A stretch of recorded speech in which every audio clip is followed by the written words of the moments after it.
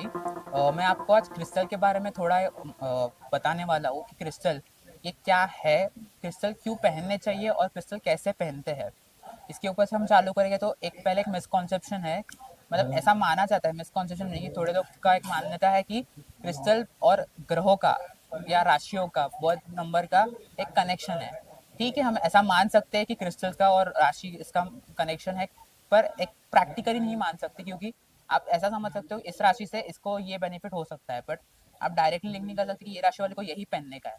आप अगर बोले क्रिस्टल कैसे पहनते हैं, कैसे सिलेक्ट करना चाहिए कि कौन से क्रिस्टल पहनने चाहिए, पहली बात है कि क्रिस्टल आपको अगर मिलने वाले तो वो आपको खुद बुलाई गई, मतलब आप अगर इधर से जा रहे भी रहोगे तो आपको इसमें से एक ना एक क्रिस्टल तो ऐसा लगेगा कि हाँ ये मेरे पास रहना चाहिए, क्योंकि वो एनर्जी अट्रैक्ट कर रहा है, आपके एनर्जी से वो कनेक्ट हो रहा है। और दूसरी बात है कि क्रिस्टल एक पर्पस के लिए पहने जाते हैं, हर क्रिस्टल का एक अलग अलग पर्पस है। आगे बात करेंगे क्रिस्टल कैसे पहनते हैं। अभी क्रिस्टल यूजुअली अलग अलग फॉर्म्स में आते हैं, कोई स्पीयर रहता है, कोई टावर रहता है, कोई ब्रेसलेट में पहनता है, कोई ब्रेसलेट की भी अलग अलग टाइप्स है। तो अगर हम आगे और बात करेंगे तो क्रिस्टल में क्लस्टर फॉर्म्स भी आते हैं, और मैनमेड क्रिस्टल्स भी एक अलग टॉपिक है। ये मैनमेड क्रिस्टल जब भी बोलते हैं हम, तभी वो नेचुरली अकरिंग नहीं हुए, फिर भी उनका एक इफेक्ट पड़ता है क्योंकि एक मिनरल है। क्योंकि जब भी हम मिनरल्स की बात करते हैं, कॉम्पोजिशन आपके एनवायरनमेंट में एनर्जी क्रिएट करता है।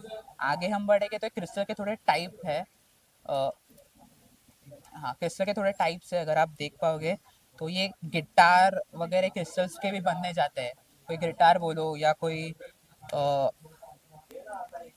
बटरफ्लाई बोल सकते हो आप। ऐसा जब ये रॉ क्रिस्टल्स रहते हैं, जैसे आप बोलो ये लैपीज है, उसका ये उसका ये स्टोन बन गया, मतलब जो थोड़ा प्रोसेस होता है इसमें मशीन्स के थ्रू, उसके थ्रू ये क्रिस्टल्स फाइन इसमें हो जाते हैं और इसका बीड्स बनता है, ये अलग अलग टाइप्स के शेप्स वगैरह बनते हैं।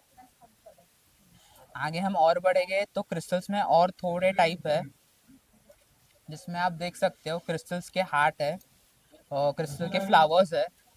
और अगर आप और ऑब्जर्व करोगे तो ये क्रिस्टल सबसे छोटे क्रिस्टल्स है, लाइक स्फटिक जो कहते हैं, क्लियर क्वार्ट्ज जो कहते हैं हिमालयन में, ये सबसे छोटे वाले हैं, मतलब ये मिलना बहुत मुश्किल है।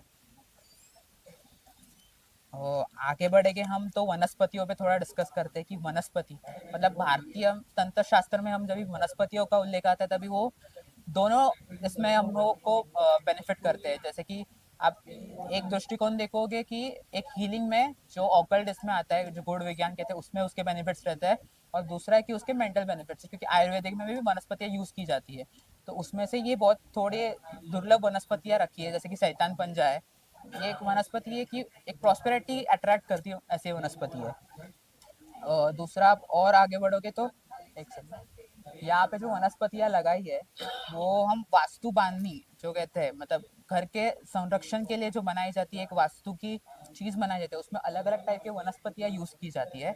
यहाँ पे आप देख सकते हो ये सर्कल में सारी वनस्पतियाँ दी है, और वो साइड में लाल कलर का है, वो वास्तु बांधनी है। उसमें इन वनस्पतियों का एक मिश्रण, एक ठराविक मतलब एक स्पेसिफिक अमाउंट में यूज किया जाता है, मंत्रोच्चारण किए जाते हैं, और फिर वो वास्तुबानी बनाई जाती है। और वनस्पतियों में अभी बोलते बोलते एक और बता सकता हूँ कि एक उपाय भी बोल सकते हैं या कोई बता सकता हूँ कि वनस्पतियों के नाम अलग अलग नाम दिए गए हैं। जैसे कि वो कैसे दिखती है उस हिसाब से नाम दिए गए हैं। जैसे कि भूत किसी नाम की भी एक वनस्पति है, या आप साधारण में लगे तो आपको जायफल भी पता रहेगा, तो उस जायफल को भी हम तंत्र शास्त्र में एक मनुष्य का भेजा समझते हैं। मतलब आप जैसे बलि बोलते हो, बलि का एक प्रधान है, उसमें जायफल भी एक मनुष्य का भेजा समान ही माना गया है। आगे हम बढ़ेंगे तो यहाँ पे जो नकली नकली टाइप के स्फटिक मनी रहते हैं या नकली क्रिस्टल्स रहते हैं, जैसे कि प्लास्टिक से बनाए हुए, ये भी मैनमेड बोले, दो मैनमेड जो रहते हैं मैनमेड लैब्स में भी बनने जाते हैं, और ये नेचुरल भी रहते हैं, पर ये पूरे नकली रहते हैं, एक प्लास्टिक से बनते हैं या रेजिन से बनते हैं। इसमें आप देख सकते हो हम रुद्राक्ष चिकित्सा के जो क्लासेस लेते हैं उसमें एक न्यूज़ में आता है आपको, या आप रुद्राक्ष भी किधर लेने गए तो आप देखते हो कि उस पर त्रिशूल बना हुआ है, या गाय, मतलब कोई भी अन्य प्रकार का कोई भी वस्तु बना हुआ है रुद्राक्ष पे।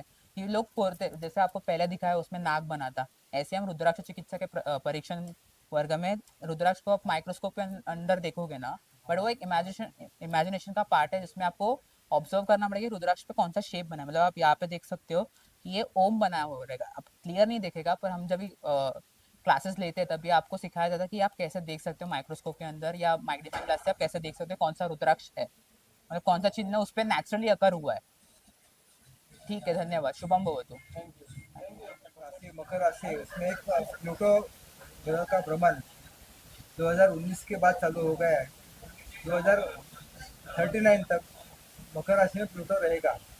भारत के लिए ये बहुत बड़ा एस्पेक्ट है और उसमें भारत महासत्ता की ओर जा रहा है। हम देखेंगे आगे जाके 2027 और 2029 के बीच में बहुत बड़ी घटना घटेगी और 2039 तक भारत बहुत बड़ा देश बनेगा। जैसे अभी 3 नंबर में भारत है, वैसे उसका जो पोजीशन है और भी अच्छी हो जाएगी 2039 तक। पूरे विश्व में भारत का नाम बहुत अच्छा रहेगा। भारत एक प्रमुख देश जग में रहेगा, ऐसी पोजीशन अभी रहेगी। आने वाले टाइम में राजकीय के हिसाब से भारत का किससे संबंध अच्छा रहेगा, किस देश से सबसे अच्छा रहेगा? ये देखो अभी मिथुन राशि अमेरिका की है। अमेरिका तो भारत में ज़्यादा अच्छा रिलेशन कभी नहीं रहा। जो अभी पुतिन और मोदी साहब का जो अभी जॉइंट विजिट हो गई, उसमें रशिया और भारत की मैत्री और दृढ़ हो जाएगी और उसमें दोनों मिलके एक बहुत बहुत बड़ा व्यापार उसमें बढ़ सकता है। उसी अपोजिट में अमेरिका की मिथुन राशि है। अभी जैसे मैंने बोला है कि मकर राशि का प्लूटो मिथुन राशि के 8वें स्थान में हो रहा है, तो उसकी वजह से अमेरिका का जो राजकीय और आर्थिक स्थिति बिगड़ जाएगी और भी, क्योंकि उसके 10वें स्थान भी शनि का पोजीशन होने से अमेरिका के लिए बहुत बड़ा खतरा आगे जाके हो सकता है। उसमें कुछ विभाजन भी हो सकता है और उसके अपोजिट भारत और रशिया दोनों मिलके ज़्यादा अच्छा काम करेगी। अफगानिस्तान के तालिबान लोगों ने अपने आगे हाथ मिला है, इससे भारत को फायदा होगा, नुकसान? हाँ, अभी जैसे हमने बोला कि पूरे विश्व में भारत का छाप पड़ेगा, उसी हिसाब से जो छोटे देश है वो भारत से अभी मैत्री करने के लिए उत्सुक रहेंगे।